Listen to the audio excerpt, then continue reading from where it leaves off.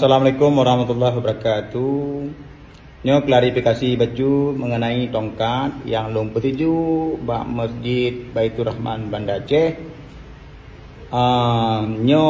bahagian untuk mubat dan long net yang kalung pegatnyo kedraw long net kedraw long tit menyo kalih petiju tongkat bak Masjid Raya Baitur Rahman Banda Aceh. Urang inang yang kan muhrim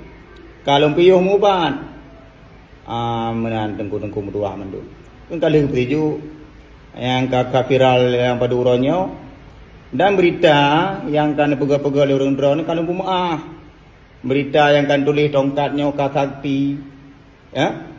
dilun hanan tersebut lam video bahwa tadi tongkat longnya sakti dan tongkat longnya keramat dan tongkat longnya yang pukul sakit. Ngecok video ni klarifikasi lam cina kalian babi bene pulih lebih apa bene fitnah menan jadi long pumaah memandum yang kan kelong pumaah tetapi net long adalah tujuan tagai lulak pedih hadap tagainan karena agama memang hana dalil ji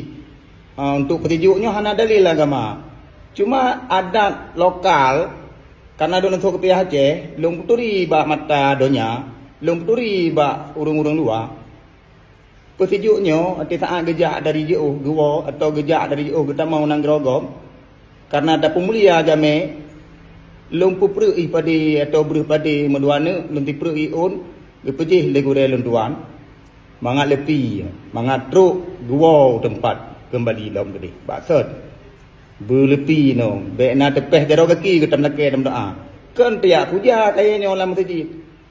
ya menandan di lompi hana semata-mata kayaknya yang populer urun dan kayaknya yang bida tepi hana jadi benda lebih haba tengku-tengku dua memandum ber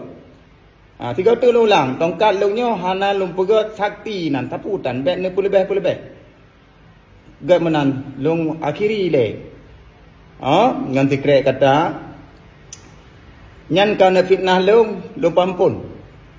Assalamualaikum warahmatullahi wabarakatuh.